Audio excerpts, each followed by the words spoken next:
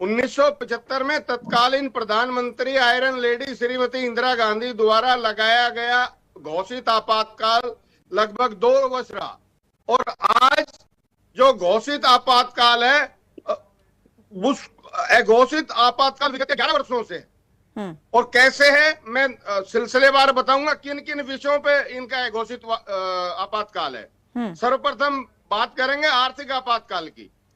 देखिए, जिस प्रकार से अच्छे दिन का वायदा था और घरेलू गैस 3 गुना तक और पेट्रोल डीजल 100 के पार और नोटबंदी में कर्मचारियों की छटनी और उसके बाद बेरोजगारी का आपातकाल। बेरोजगारी के आपातकाल में 2 करोड़ रोजगार प्रति वर्ष का वायदा था, 2 लाख भी नहीं दे पाए।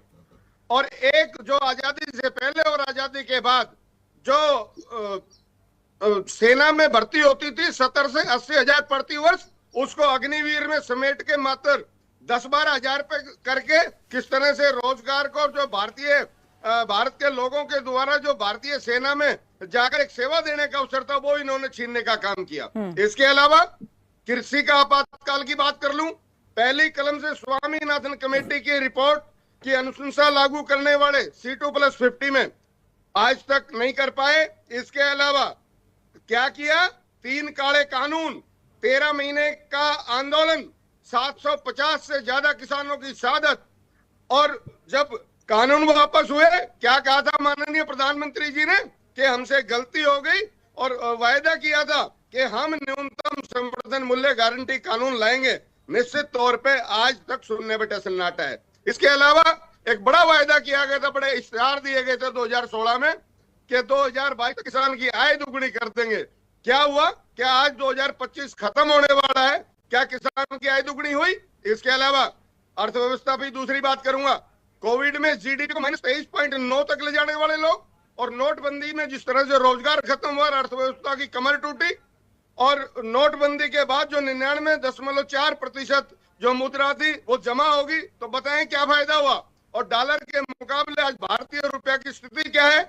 और वायदा किया गया था 2014 में 15-15 लाख देंगे, 100 दिन में काला धन लाएंगे, क्या हुआ उसका? इसके अलावा 2022 तक हर परिवार को घर देने की बात कही गई थी, निश्चित तौर पे वो वायदा भी जुमला साबित हुआ। और एक इन्होंने रिजर्व बैंक का रिजर्व फंड इस्तेमाल किया जो कभी 1962, 1965, 1971 में भी नहीं हो पाया, वो इसका प्रयोग करने वाले। इसके अलावा जो इलेक्ट्रोल बॉन्ड घोटाला हुआ, जो सुप्रीम कोर्ट के उस पे आया 8,552 करोड़ का, कोई जवाब इनके पास नहीं है।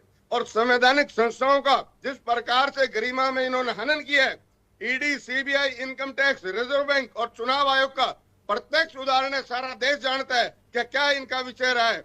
गरिमा में जो अपूर्णीय क्षति हुई है, और निश्चित तौर पे इन्होंने इन सभी संस्थाओं को बतौर वॉशिंग मशीन प्रयोग किया है विपक्षी पार्टी के नेताओं को अपने पक्ष में लाने के लिए। जिस प्रकार से उनको साफ क्लीन चिट दी गई है वो कहने की आवश्यकता नहीं है। इसके अलावा जो चौथा स्तंभ है लोकतंत्र का, मीडिया, किस प्रकार से कलम और कैमरे पे आज प्रतिबंध है, वो मेरे से आपसे किसी से छुपा हुआ नहीं है।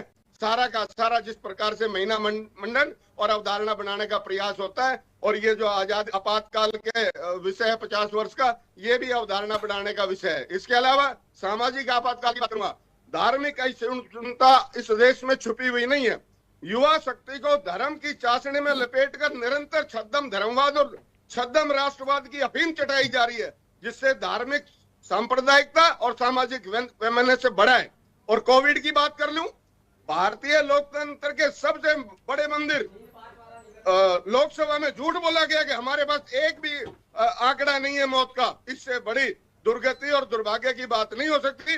और आपको याद होगा उस वक्त किस प्रकार से श्रम शक्ति, गर्भवती महिलाएं, दूध मुहे बच्चे 400, 800, 1000, 1200, 1400 किलोमीटर पैदल चले और मातृशक्ति का प्रसव सड़कों पर हुआ।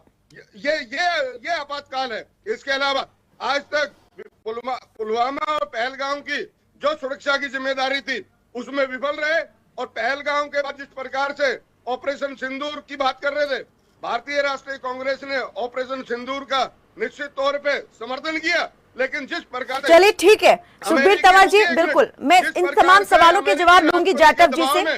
सीज फायर किया गया, सामाजिक, आर्थिक, राजनीतिक और राष्ट्रीय हित सुरक्षा से जुड़े आपातकाल की बात यहाँ पर सुखबीर तंवर कर रहे हैं।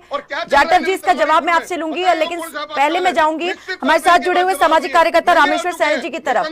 आज भारत का आवाम इनकी एक एक बात का जवाब मांग रहा है, नंगे हो चुके हैं।